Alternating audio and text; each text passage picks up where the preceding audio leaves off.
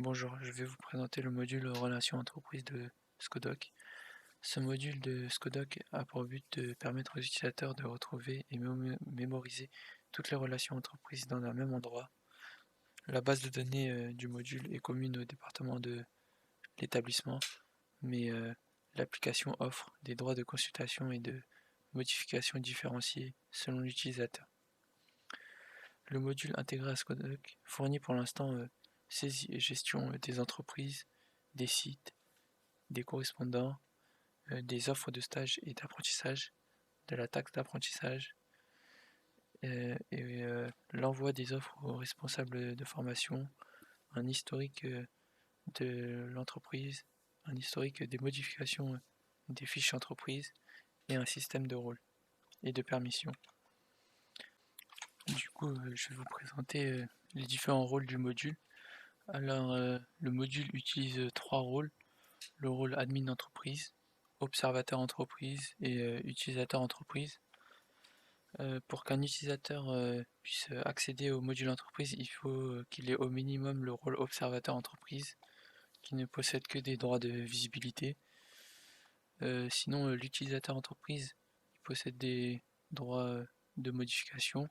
Il a la permission de modifier les différents objets du module, mais il faut passer par la validation de l'admin entreprise qui possède toutes les permissions du module et du coup toutes les actions aussi. Alors je vais vous montrer d'abord comment activer le module au sein de Skodoc. Il faut que le super administrateur aille dans la page configuration de Skodoc et coche cette checkbox et valide, et ça va activer le module. Du coup on va y accéder.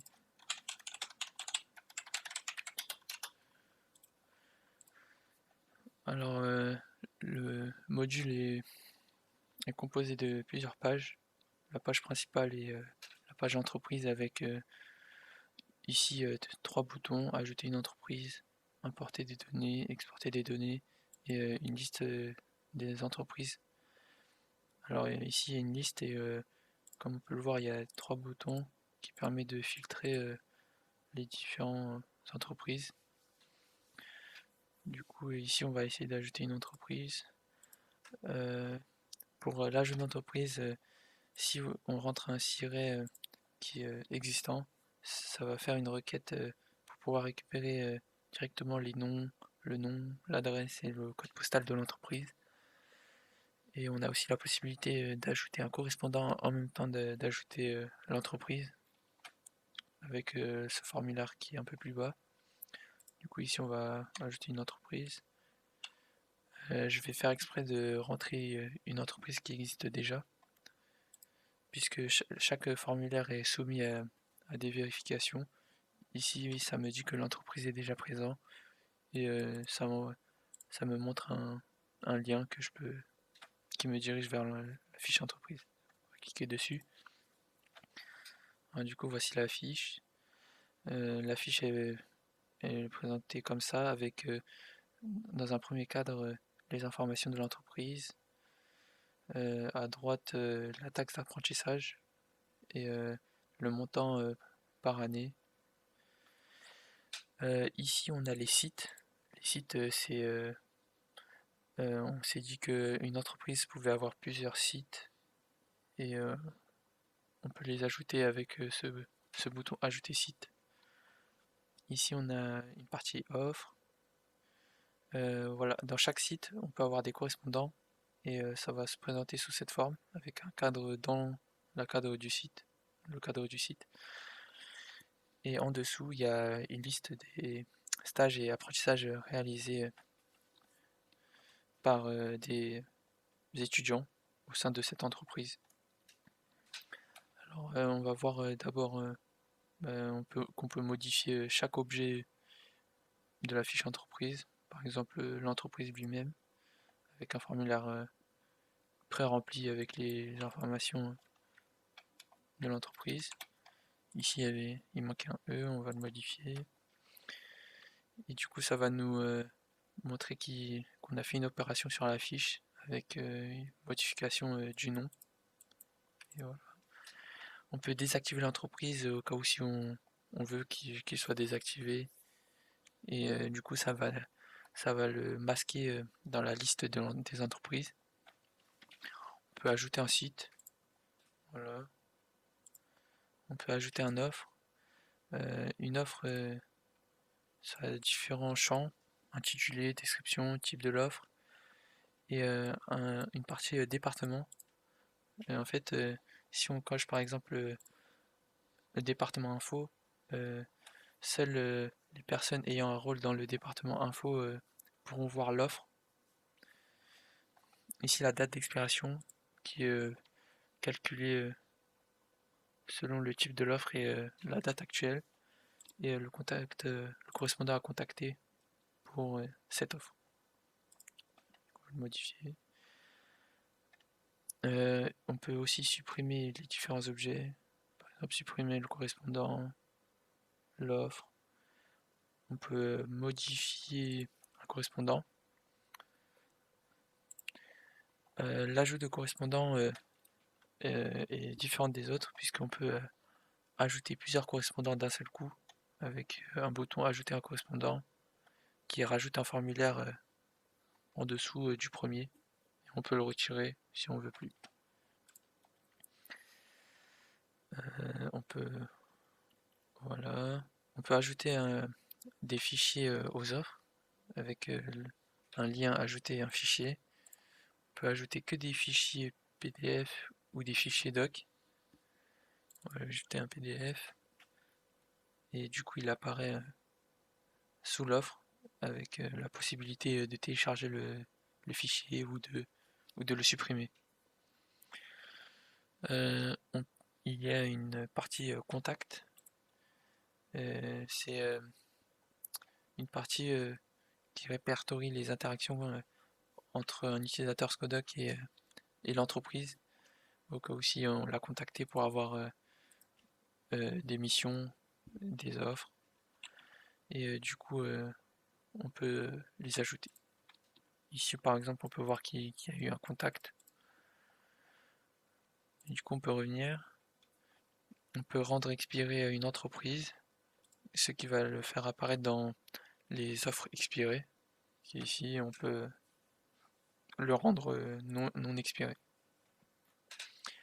Alors l'ajout de stage et d'apprentissage, on peut le faire ici.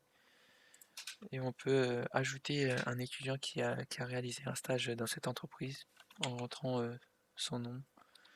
Et ça va nous montrer des étudiants. Et on peut choisir et, euh, et rentrer les informations qu'on souhaite.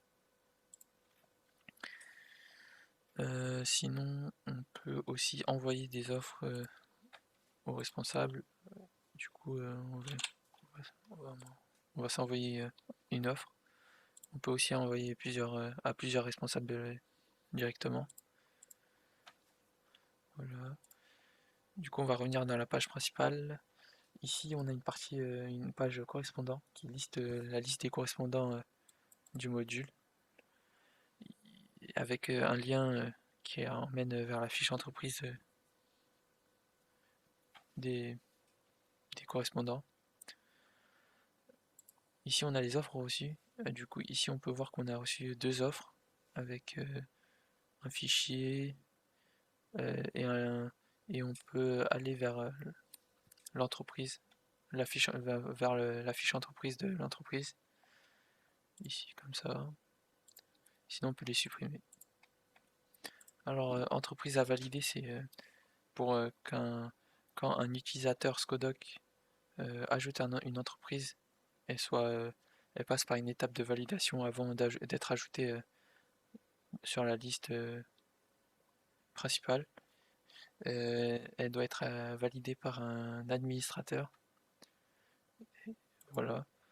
Ici, on a une partie préférence, c'est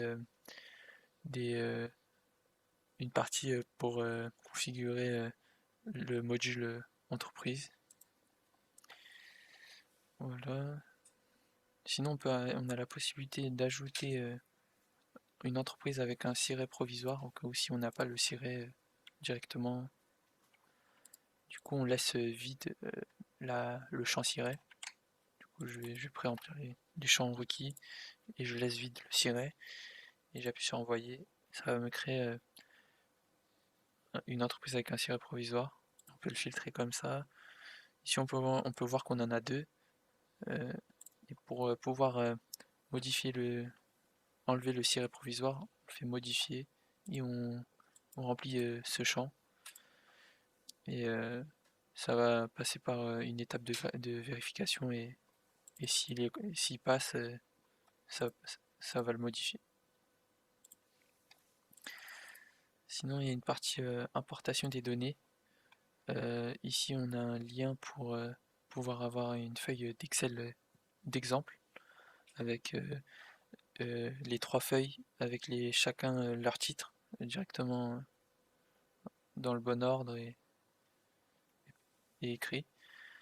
Elle est composée de trois feuilles, la feuille entreprise, la feuille site et la feuille correspondant.